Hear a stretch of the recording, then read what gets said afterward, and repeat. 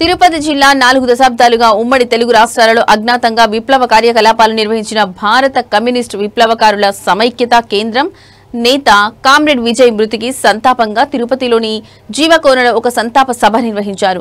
July 12న multi organ failure కారణంగా హైదరాబాద్లో తుది శ్వాస విడిచిన కామ్రేడ్ విజయ్ కు ఈ సభలో ఘన నివాళులర్పించారు. తరువాత ఆయన చిత్రపటానికి పుష్పాంజలి ఘటించి 2 నిమిషాల పాటు మౌనం పాటించారు.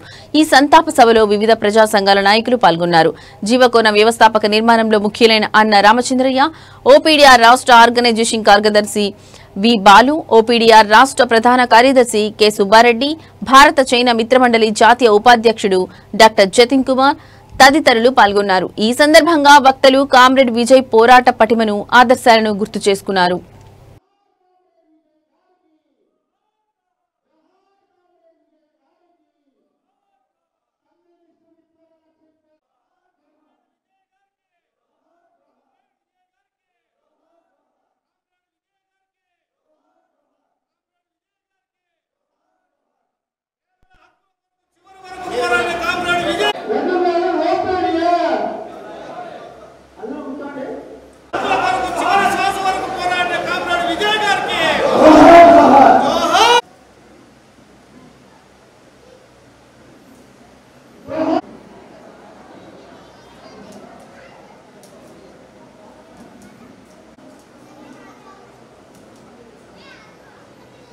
విప్లవకారుల సమైక్యత కేంద్రం UCCRIML ఈ ప్రాంతం కోసం అనేక త్యాగాలు చేసి అమరుడైనటువంటి విజయ్ సార్కి మా హృదయపూర్వక శ్రద్ధాంజలి ఘటిస్తున్నాం.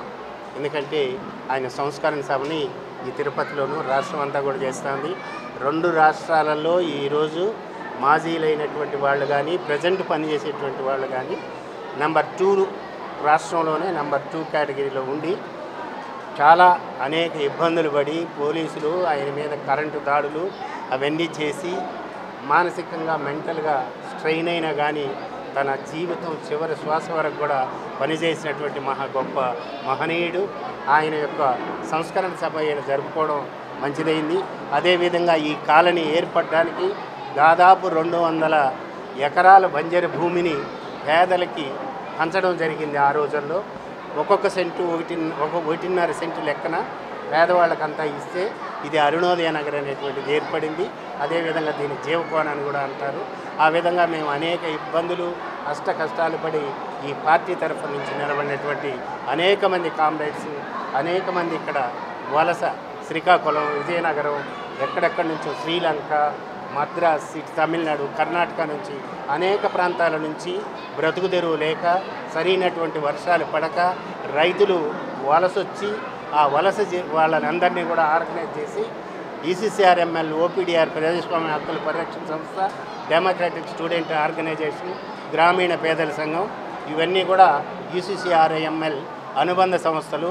వీటినన్నీ కూడా ఆర్గనైజ్ చేస్తూ ఇక్కడ ఇదొక కాలనీ, అదేవిధంగా నవోదయ కాలనీ అనేటువంటిది ఒకటి, అనేక ప్రాంతాలలో బంజరు భూములు అనేటువంటి దున్నేవాడికి భూమి పంచాలి, భూమి లేని వాళ్ళకి భూమి పంచాలి ప్రభుత్వం అనేక నినాదాలతో మేము ముందుకు పోతున్నాం. తిరుపతి పట్టణంలో ఒక సంతాప సభ కోసం మనం ఇక్కడ సమావేశం అవడం జరిగింది. కామ్రేడ్ విజయ్ మా అందరికీ చిరకాల మిత్రుడు. భారత విప్లవకారుల సమైక్యతా కేంద్రంలో రాష్ట్ర స్థాయి నాయకుడిగా అనేక సంవత్సరాల పాటు పనిచేసినటువంటి విజయ్ తీవ్రమైనటువంటి అనారోగ్యం వల్ల జూలై నెల 12వ తారీఖు మరణించడం జరిగింది.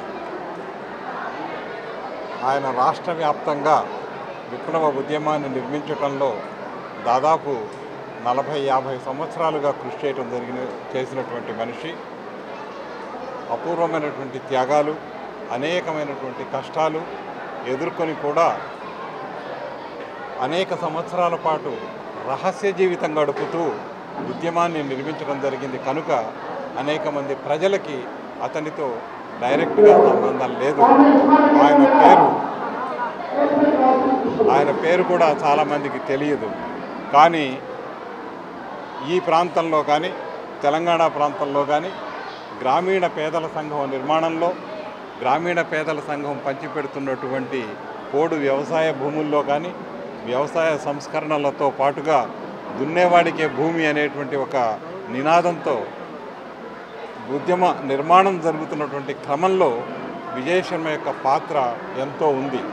దీనికి బీజాక్షరాలు లిఖించినటువంటి భారత విప్లవ పంథాన్ని నిర్మించినటువంటి కామ్రేడ్ దేవులపల్లి వెంకటేశ్వరరావు గారు, తరిమల నాగిరెడ్డి గారులతో పాటు కామ్రేడ్ విజయ్ 1980ల నుంచి కూడా ఉద్యమంలో పార్టిసిపేట్ చేయడం జరిగింది.